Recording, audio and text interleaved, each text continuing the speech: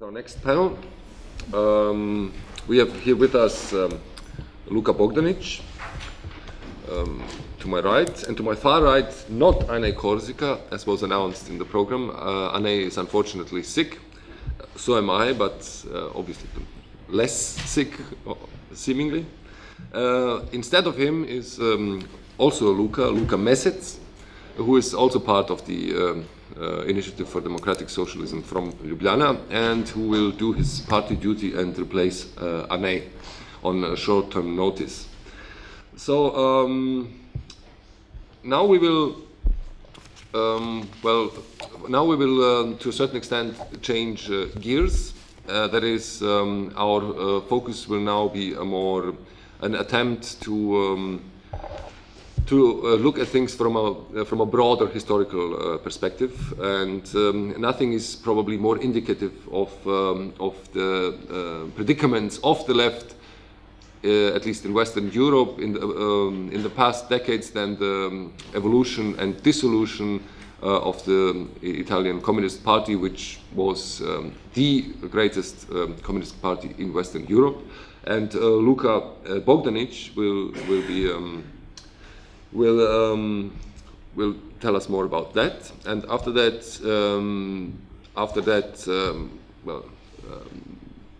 pitiful story of dissolution, we will have a completely different perspective. That is the Slovenian perspective, where we see in the past year or so a resurgence of a new left, which has, it seems, as the first in the Balkans, and the Slovenians are usually the first to do things in the Balkans here, it seems, have decided to cross the Rubicon and try to really find new organizational forms for a left political programs, and that is the Initiative for Democratic Socialism, of which Luka Mesec is a part. So we'll start now with Luka Bogdanić and the issue of the Italian Communist Party. Luka, please. Thank you very much. Thank you very much. And first of all, I apologize because of my English, which is something between Italian and I don't know Russian. So I will start with this picture, and it isn't, and I will connect myself to what Stipe said now. That Italian Communist Party was the biggest communist party in Western Europe. This is the picture made by Andy Warhol, who is father of pop art. And it was made when Warhol went to Italy. And why he made it? Because he said Italy in the 70s was full of the pictures of communist symbol. So it became pop symbol for him. For the first time, coming from to America to Italy, at that time in Rome, he saw this sledgehammer or the stars, this so much communist symbols. Okay, this was only the idea how important was the Communist Party even in cultural level. But I will start with another thing. This is the prophetic or fatidic 1989, the fall of the Berlin Wall.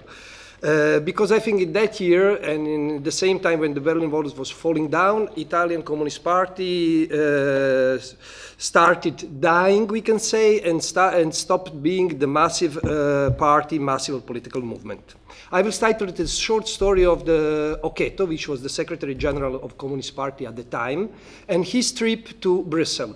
He went to Brussels to meet Neil Kinnock the same day that the Berlin Wall was falling down, on the 9th of November, and he was speaking with him about the possibility for Italian Communist Party to enter in Socialist International.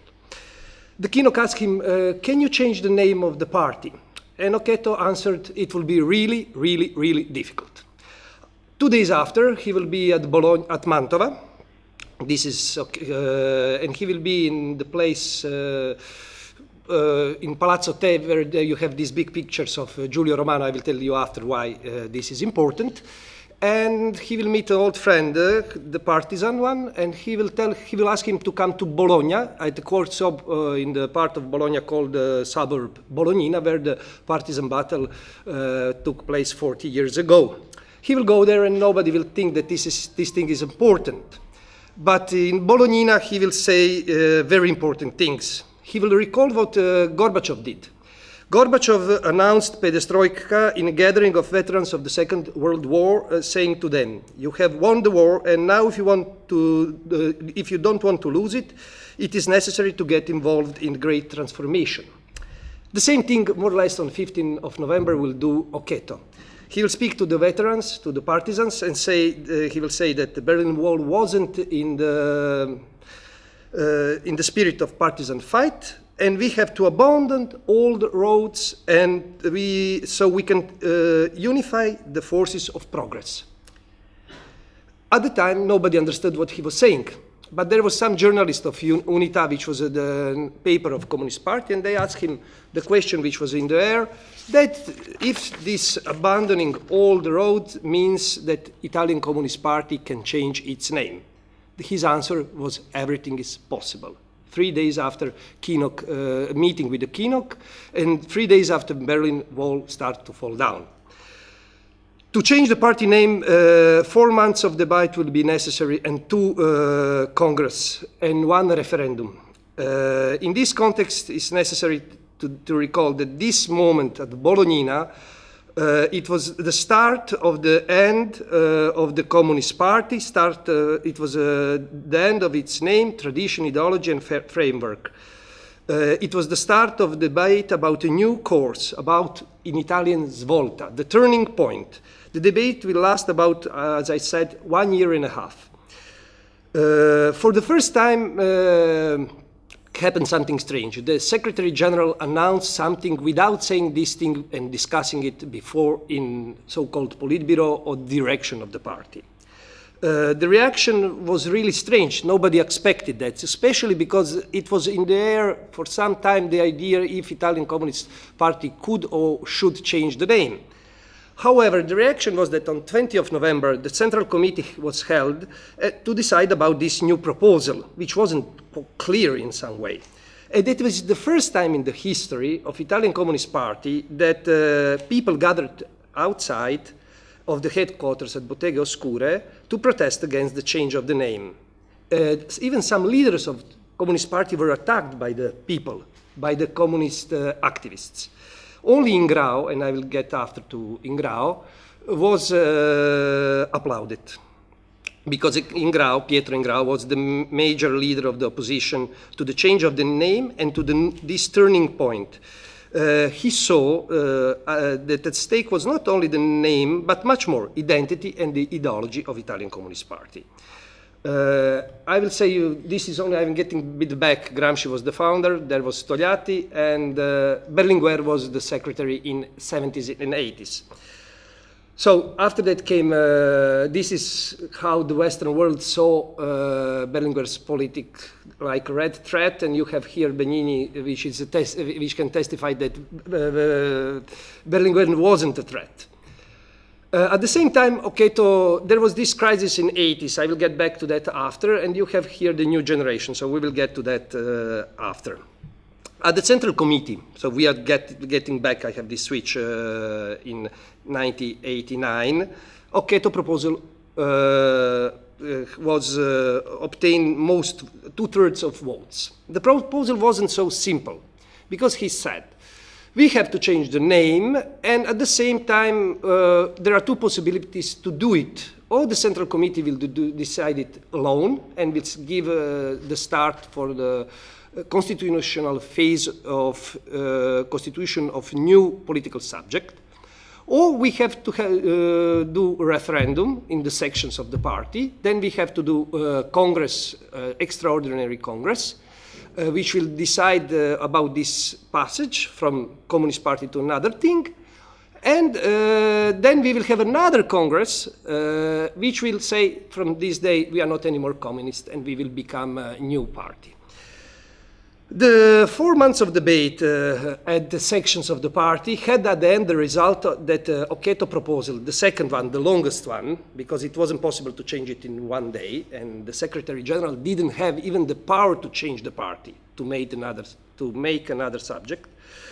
The result of this debate was that at 65%, in the sections, with 65% the Occhetto proposal.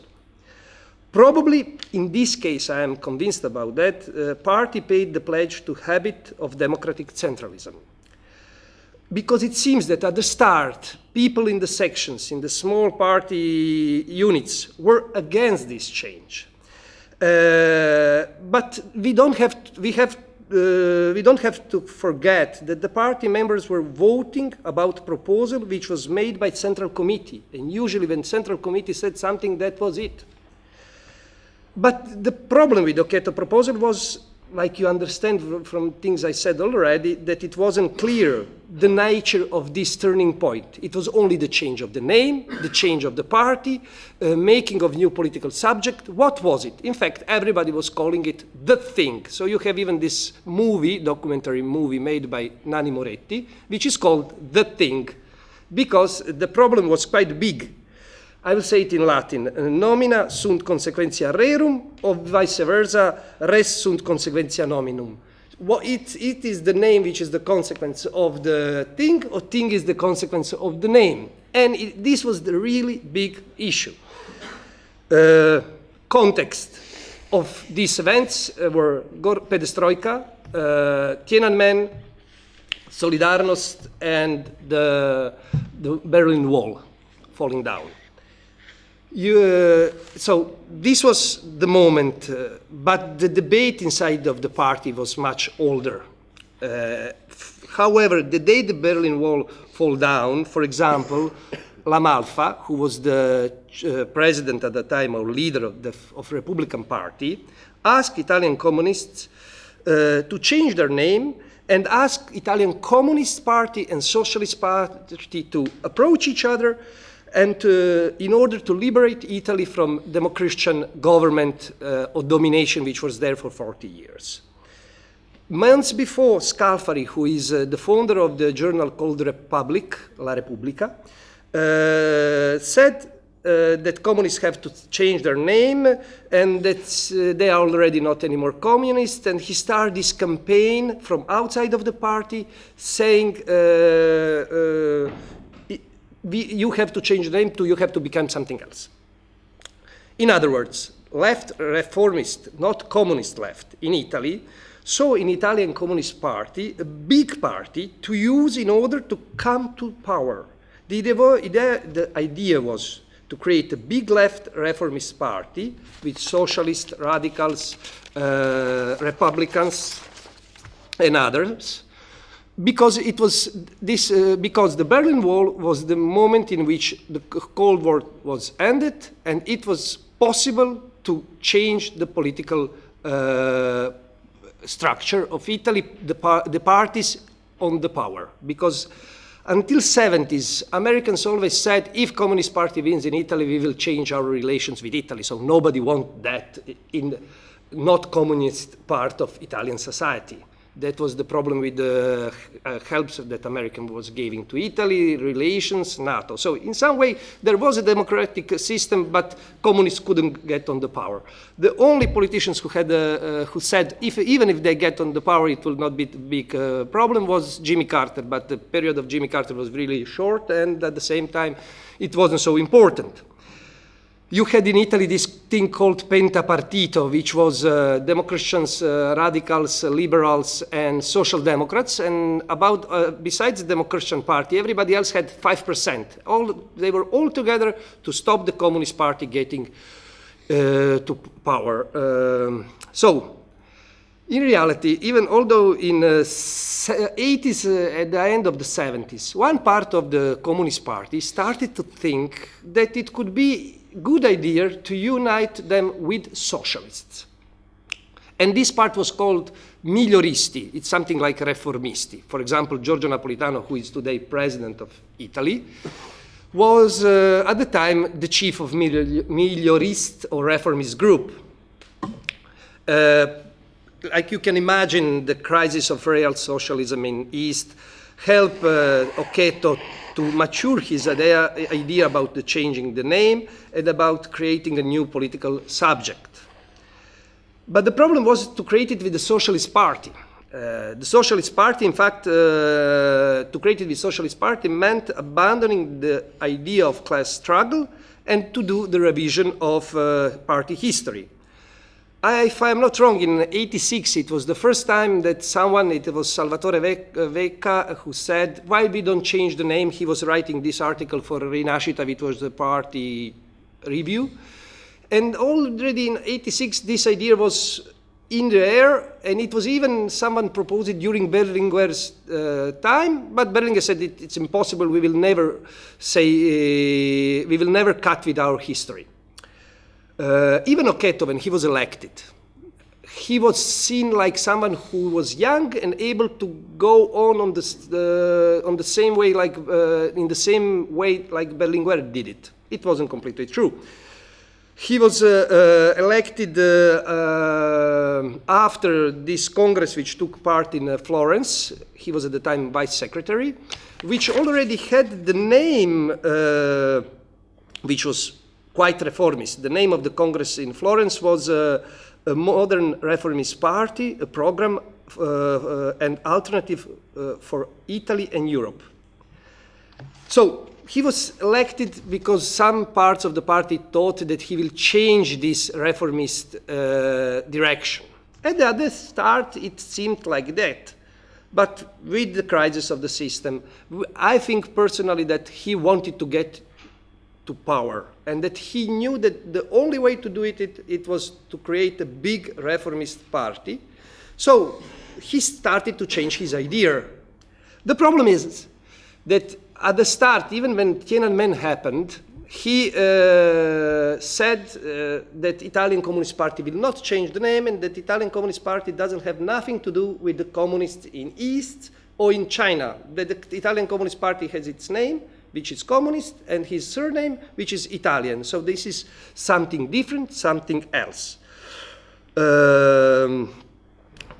However, few years or even few months after he became Secretary General, he started to do a revision of Italian political history of Italian Communist Party. Like I told you, already in the 70s and 80s, Italian Communist Party started to search for its new international context. For example, Berlinguer idea of Eurocommunist is one example of it. But Berlinguer wanted, it was the secretary in 70s and 80s, to unite communists from Spain with communists from France, and to do something else. He was for the third way, which was something in between Social Democrats and Eastern Communist and East Communist parties. During the Brezhnev era, the party started to distance itself more and more from Soviet Union, from Eastern Communist parties, whose credibility was in complete crisis. The fact was that the Italian Communist Party was really something completely different from the communist parties in East. It was a massive communist party that was acting in multi-party pluralist concept for about 40 years. And it was so massive, you can think that Togliatti, the first Secretary General after the Second World War, said, I want every section for every church tower. So in every angle of the country, I want a small section of the party. The idea to become something new and to join Socialist International was something that some party members were thinking about for years. But Occhetto started to work it from '88 when he became a Secretary General. He will launch in that moment the idea of new communist party. He will open the agenda of rights and put aside the agenda of class struggle. He will pose the question of electoral system and reform of institutions. What it meant? It meant that the idea that political crises were a consequence of social and economical crisis was now put aside. The economical and social crises were made from the crisis in reform in the institutions. Sorry, it was clear that it was the fault of institutions and electoral system. He even wrote that the Italian Communist Party was, first of all, the son of French Revolution, not anymore of October Revolution, and of the first part of the French Revolution, the things which were happening in August, already at the start of French Revolution. So the class struggle chose to play a major role because it was his opinion that principal contradiction of our age concerned the whole humanity. This idea was already in 17th Congress, which was held in Florence. As I told you, the name of the Congress was Modern Reformist Party. At 18th Congress, Occhetto, the Secretary General, launched the idea of new Communist Party. This was the idea, this was the slogan, this was the new idea. The problem was that at the same time he was saying, I will never change the name. So it wasn't clear what he wanted to do. Like Lucio Magri said in his book, Occhetto started with ideas that were courageous and unclear. Like in his time, Gorbachev, Perestroika started. And it had the same parabola. Once again, we can say that probably Gorbachev was an idol. We can say the ghost of Gorbachev on Italian Secretary General. We saw it in case of Bolognina. I have the pictures of the Bolognina. This is the Bolognina. This is this gathering. There was no news. There was no camcorders, no journalists, only 2 young journalists, and nobody understood what he was saying. So it was completely extemporary thing he did.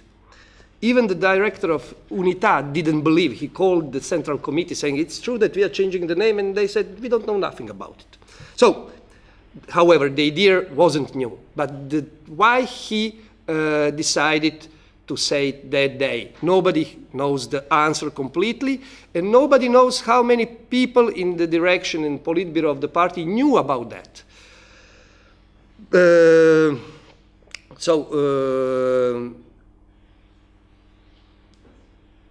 The problem was quite big, and the question is why it occurred in that moment. The reason why he was thinking about that for years was probably he wanted to come to power. The end of the Cold War was seen as a possibility to form and to get to be part of the government.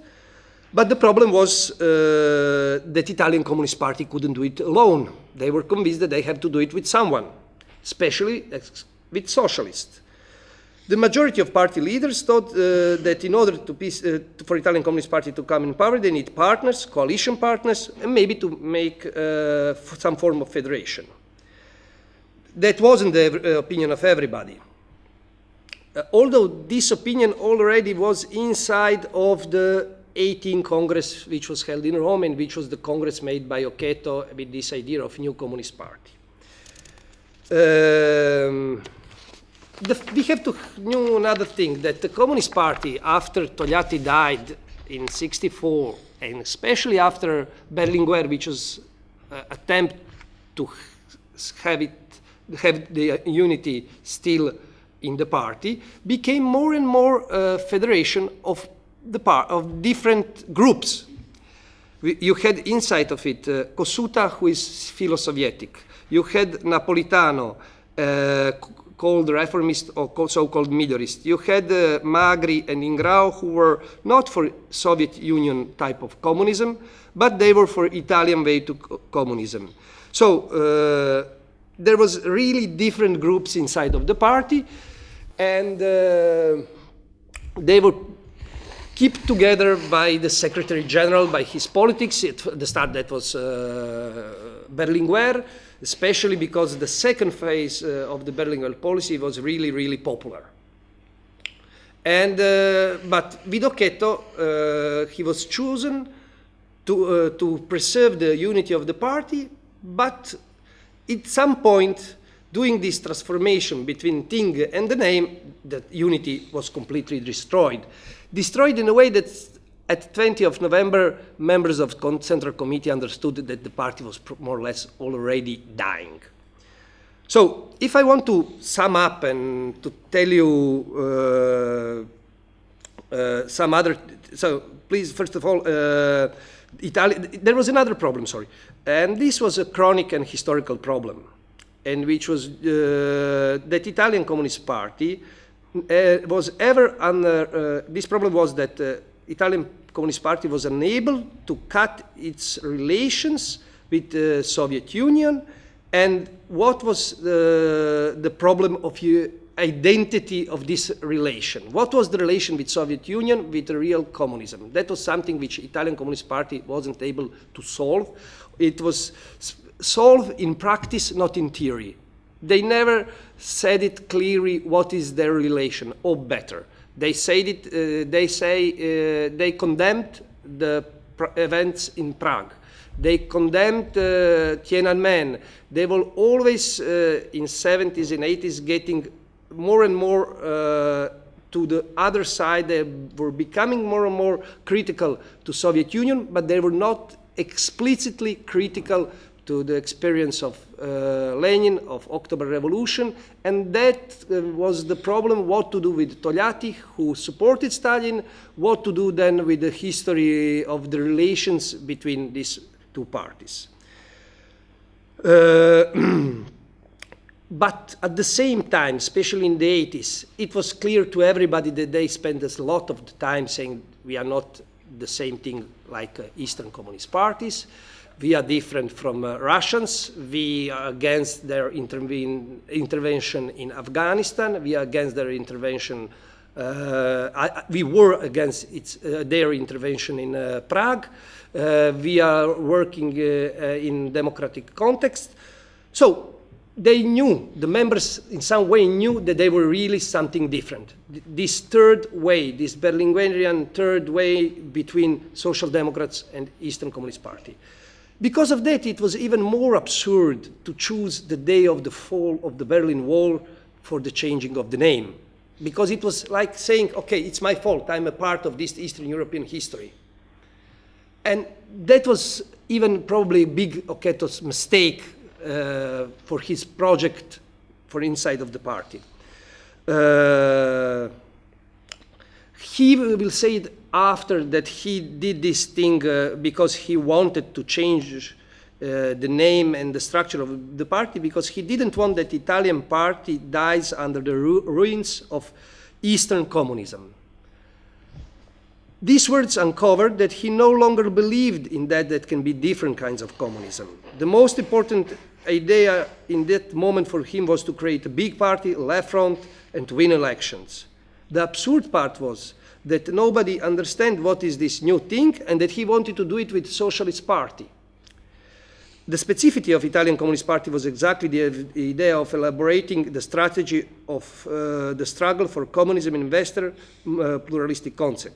As Ingrao said it on Central Committee when they were deciding about the name, he said, first of all, there is not only one communism. To me, it seems clear that there have been different theories and hypotheses about communism, from Marx to Engels, from Luxemburg to Lenin, from Stalin to Gramsci. I argue that Italian communism was something different from that, parties and something different from the parties and dictatorial regimes in Eastern Europe. And I hold we are in front of the spread of the process of commercialization, which is going on under the hegemony of new capital's concentration. So, what I want to say with this quotation, he knew what was doing Occhetto, and they had clear what economic, in what economic situation the world was. But they couldn't do a lot. New liberalist politics was on the move, and at the same time, to change the name, it means that you will change the thing which means that you will change this party, it will become something else. He even said that he was not convinced in this course of Socialist International, and he found Socialist International policy uncoherent. For the Socialist president is Craxi, this person here, and Occhetto is the other person. This was the Congress of Bologna, and this was the main opposition to the change of the party and the thing, Pietro Ingrao. I wanted to show you another thing. This is Lucio Magri, who was another opponent to this project. And then I will show you after these things. However, I am trying to summarize, and sorry if I'm going so quickly. I think that there are 6 reasons which I try to explain you with this introduction in some way, and I will only say now the reasons why Italian party wanted to change the name. One, it was the context. Tiananmen, Solidarnost, the fall of the Berlin Wall was used by Occhetto like a moment, simple moment in which to say this thing to the party basis. It was carpe diem, after he saw Kinnock 2 days before. There was another, the idea of coming to the power. This was a very important idea, problematic idea, to construct with other groups and parties, with socialists, a big party. The problem with this was very simple, that Craxi said, the Cold War is end, and we won it. So it's our history you have to adopt. So it's at the same time me who will be the president of this new political subject, and not you communists. And communists couldn't accept that, because they were much bigger. Socialists had 9, 10, 5%. Communists had 30% of votes. All these things will become not anymore important in 92 after the so-called Mani Pulite, because the Mani Pulite will arrest half of the Socialist Party and Craxi at the same time, so this thing will not be anymore important or practical solution. There is another reason, and this is quite complex problem, that Italian Communist Party was a massive party, big, with many institutions, The negative side of that was that many party executives were no longer workers. And so they were only bureaucrats who wanted to, who were interested in getting onto the power. This is the most problematic thing. I will ask for other 5 minutes and then I will stop.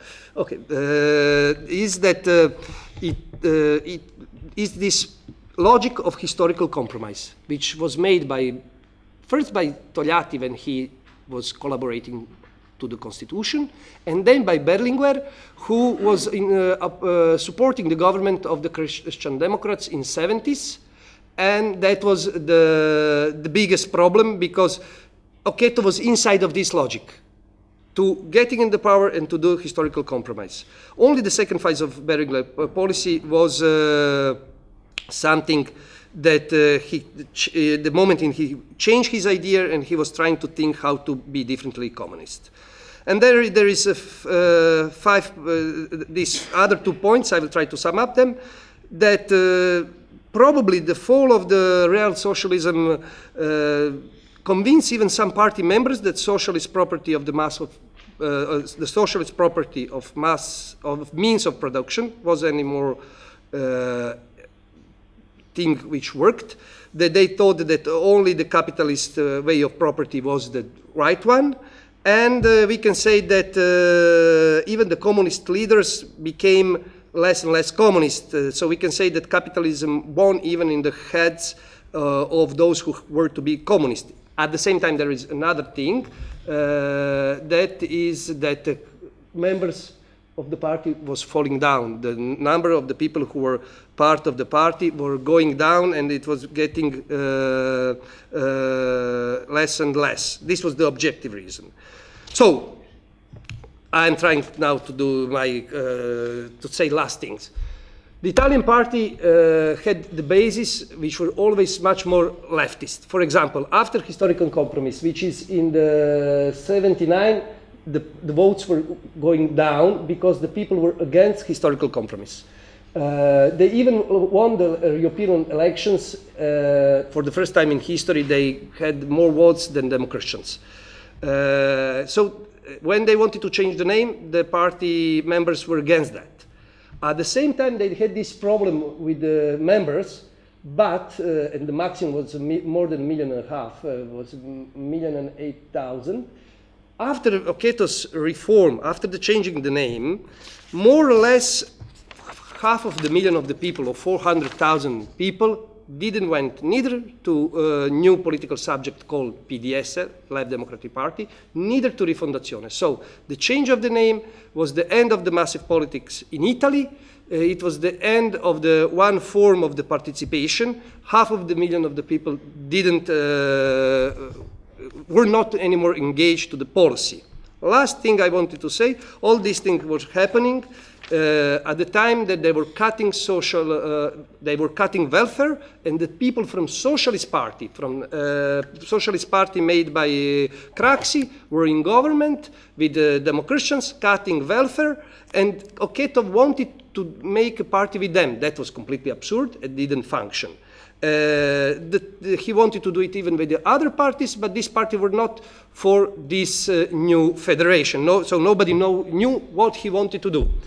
And that's more, there was another problem in the unions, because they decided to change the union from union of workers to union of persons and rights. The idea of this new union was that it will speak to all working Italy, not only to workers and masses. So at the same time, they were even destroying from inside the trade unions. Sorry if I was too quickly, sorry if it was not always logically explained in the time, but I hope that you understood something. Thank you.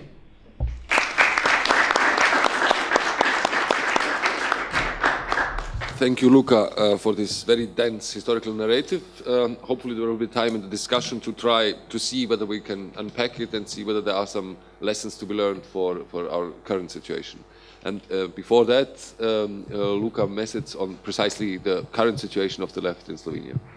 Thank you, Luka. Both Lukas. Thank you, Luka Mesec, also for this very, for us in the region, extremely important experiment you're involved in, and I believe that there will be many questions related to that. So we have 25 more minutes for discussion, so please. After the good news from Slovenia, I would like to ask for some bad news from Luka the First on the consequences of the dissolution of the Communist Party and later on of the Rifondazione. If you look at the actual situation of the left parties in Italy, but also the left movements, is there any debate what to do about it? Any ideas? Something in this direction would be extremely interesting. Now, I have a mixture of comments and suggestions to the first Luka. I mean, I was wondering, isn't it a way to explain what happened in the 1989 turn by tracing the story back to historical compromise? I mean, I think that from 1969 to 1970 to the Andreotti government of 1977, it is a very contradictory period for the Italian Communist Party. On the one hand, it has the strategy of the government on the left, culminating up to the 1976 elections, when the left got something like 48%, but not 50%, which was the limit. And in a way, having even the support of the revolutionary left on that project. I mean, the first version of Democrazia Proletaria as an electoral ticket was, on the one hand, campaigning for itself, and on the other hand, saying, okay, let's get votes, but let's also have a government of the left. I think that was the Lotta Continua line at that time. I think that, on the other hand, it had all this conception, we cannot even have a democratic socialist approach through the left. We need a broader social and political alliance. I mean, wasn't this the beginning of an actual turn towards a social democratic project? I remember last year I had at a Gramsci conference, Giuseppe Vacca made this point. He had listen, what we actually wanted was a social democratic project because there was nothing else possible in Italy, and it failed, etc., etc., etc. I think, which I think it was at that point that the initial dynamic of Italian communism, I mean the Togliatti version of Italian communism, started to lose its dynamic. And I also think that the fall in membership after, and also in votes after 1977 and 1979, I think it's got a little thing also to do with the consequences of the, let's say, non-opposition to the Andreotti government of that time, which I think it's also an interesting thing that for the first time the Communist Party supported austerity measures, supported authoritarian measures, and even when Berlinguer made a practical self-criticism, let's say, it's this image of Berlinguer outside of the strike, of the occupied factory of Fiat in the 1980 strike. It was too late to make a turn. I think Lucio Magri has written a lot about the second Berlinguer, but I think it was already a little bit too late. But I think that we should trace this history in this way. Occhetto's project was not just, let's say, the melioristic position taking precedence. It was also an aspect of the central debate of the party in the 90s. It was a potential line that could come. Yes, we're no longer communists. We are a broad reformist party, and I think that it's also interesting to link this tendency to all the debates about a post-communist left, which was not restricted to Italy. One should remember, for example, that Synaspismos, the main force in Syriza, came through the split in the Communist Party of Greece in the late 1990s and early 1980s, which was basically on that line. Let's build a broader, non-communist, non-social democratic party. And there were other debates at that particular era. So I think we should see this because it's not for historical reasons. I think it's for practical reasons. We must revisit this particular form of right-wing reformism arising out of the communist tradition in order, let's say, to avoid a new form of such left-wing pragmatism re-emerging through contemporary debates within the left in Europe. Yes, thank you very much for these really interesting presentations. And I want to pick up on the contemporary relevance of these, because in a sense, I mean, of course, it has been said in the history in Italy after the dissolution of the Communist Party, of course, continued, and in a sense, Italian communism died two times, because it died in the way that you described it, and then it died a second time in the form of Rifondazione. And perhaps this is even the more contemporary relevant experience, because what Rifondazione did in a certain period of time was extremely interesting, was to a large extent almost something like Syriza today, you know, where the whole of the European left in a situation where things are not going too well, looked at a certain project that really managed to, for a certain period of time, relate in a productive way to social movements outside the party. I mean, I was in Florence at the European Social Forum in 2003. Was it 3? 2? Yeah. So, and I mean, this was a conjuncture, you know, starting from Genoa in 2001, but this was really an exciting and very interesting project.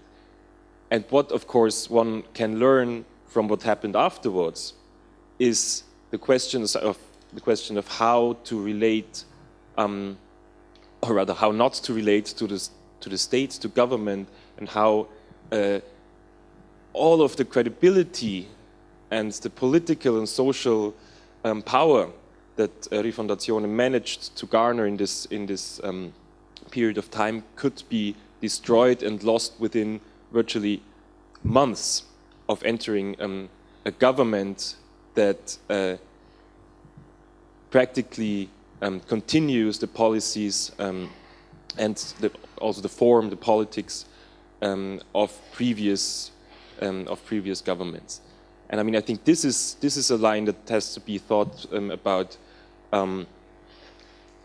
Practically in every country in Europe where there is now a broader left party that in some way has managed to garner electoral success. I mean, the debate in Germany about the possible red-green coalition is something, that's a debate that should, I think, look at the experience of the Rifondazione government, and also, of course, in Greece.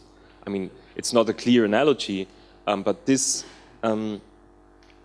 this possibility that you build something over years and you can lose it within months, is something to bear in mind. I think this is also something that should play a role, that might play a role in the debates in Slovenia, where all these, I mean, it's not a pressing issue now, but it's I think important to think about political party projects in a kind of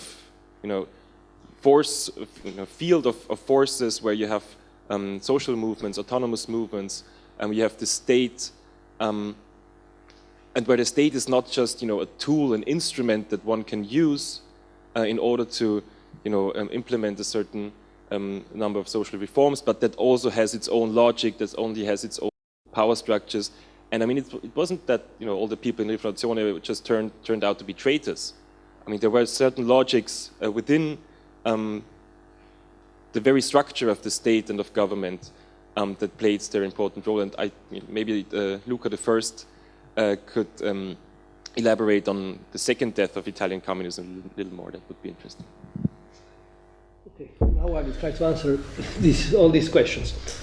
First of all, I agree. The first question was what to do after Rifondazione, if I'm not wrong, but I will try to answer this question like the last question, because it's maybe more complex. The easiest part, which isn't the easiest part, is about historical compromise.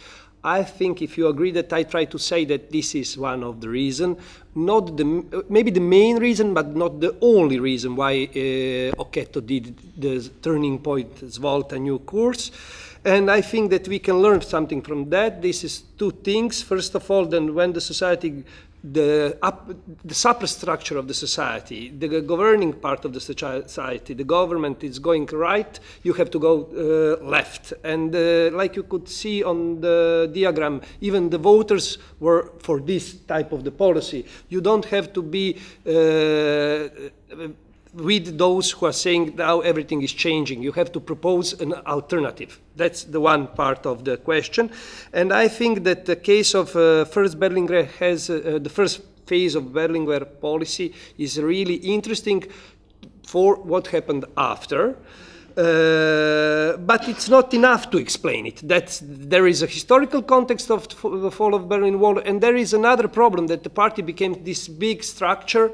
Its executives were not anymore workers, didn't have a contact with workers. They wanted to maintain their privileges in institutions. That's another problem. So the problem can be summed up by the words, what is the relation between Workers' Party, if you don't want Communist Party, with the government and with the power? That was the problem with the Rifondazione. Do you want to be part of the government? Do you support the government?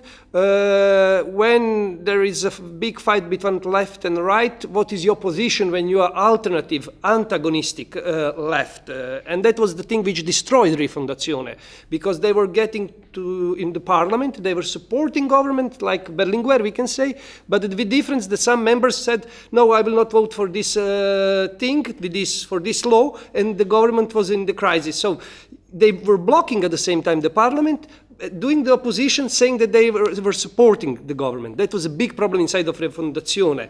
And that gets me to another point, which is quite interesting, that the problem of unity of the party, of the direction of the party. So the big problem, and that's something I think we can use here, is the question between the name and the thing. Sorry if I'm now joking.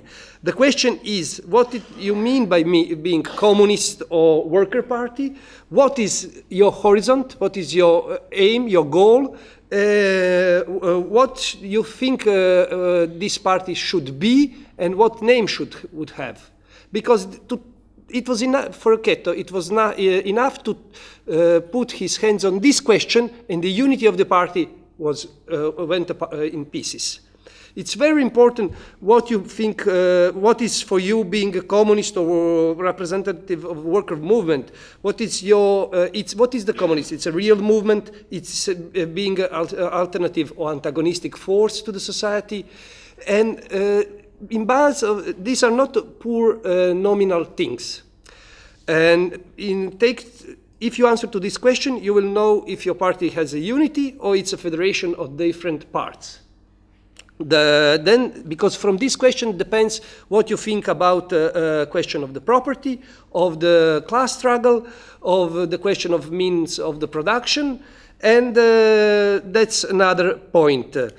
I'm trying to see other questions. The other question was the history of Rifondazione, and I'm trying to get, I was answering that in a part. Another problem that the Rifondazione was a federation of the parties. Of course, in Italy you have a public mass manifestation. You will have it, I think, tomorrow, because so-called no TAV will go in Rome and probably they will fight with the police. But what you don't have anymore after the first dying of the Communist Party is a massive big party. And I would say only this thing. I don't agree with the article, maybe someone read it, of Perry Anderson saying that the Italian Gramsci culture, the Gramsci interpretation made by Togliatti is the reason why Italian Communist Party died. That it was elitist culture, and they didn't know how to interpret movements and the 68. In part, it's true that there was a problem with 68 and with the movements, but everybody had it. Every big old institution had this problem. But this wasn't, if you ask me, the reason why 80s became this age of narcissism, period of egoism, and why the party didn't know how to fight about this new individualism, neoliberalist agenda. We can say another thing, that probably Gramsci's idea of hegemony and the way this hegemony was put in Italian society by Togliatti and Communist Party failed to fight against mass media, against American culture, against, we can say, television, although they tried to do it. They had the institutions. That's Anderson's point, right? That isn't the Anderson point, because he says the problem is with the culture. No, they were not powerful enough.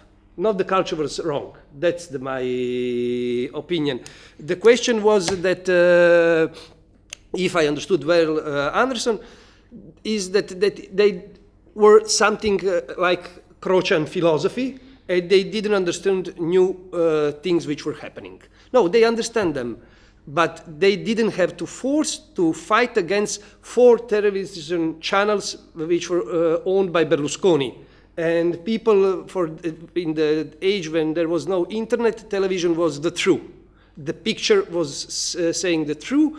And at the same time, I think there was another problem, that when Italian Communist Party was supporting in some way, first in 67 and then in 68, from the Andreotti government, the Andreotti government 3 and 4, they gained some rights, however, in that period. For example, in 1979, you will have the National Program for Social and Health Security. So what was doing Democristians and Craxi? They were cutting social rights, but at the same time they were even buying some social rights. They were investing in South, making big factories. Casa del Mezzogiorno, it was something like helping the areas which were not developed. The big industry from the north of Italy would come near to Rome. It will build the factory. After 3 years, it will go from there, leaving the workers without work. But it was the way of getting votes. And that's the thing. So it isn't so simple, the logic of Anderson. It's only culture logic. Here is fighting the capitalist offensive and at the same time fighting new media. They tried it. They elected Occhetto because he was media expert. And what to do after Rifondazione? Yes, there are movements they are trying to do. There is CEL, this party of Nicky Vendola, which entered the parliament. people are thinking, but I think that the problem is that they don't want to be engaged with the parties anymore. So there was this interesting idea, I could speak about that for hours and I will not do it, about factories of Niki Vendola. The problem was that there was of Niki Vendola, but the good idea was of how to organize people in a society, in a civil society, to do something, to do the concrete actions. The other problem is to get to the parliament, they changed the law, the election law, so you have to be allied with more or less with the PD today, with the ex-Communist Party. And that's quite big problem, again, because you are entering in the parliament saying one thing and trying to do another. And that was the reason why Rifondazione died, however. Because PD party said, we don't want any more these communists which are always saying that they will support us, and then in the crucial moment when we want to bomb the Kosovo, they will retire their support. Okay, I hope that was it. 9 minutes. No, it wasn't. We have another round of questions. No. We have some time still left, and there are many things. I mean, that deserve a bit more discussion, I think. So, are there any volunteers? If not, then I will ask to the other Luka. So Okay, now, you did it already with the first one. Luka Mesec, I would like to ask something.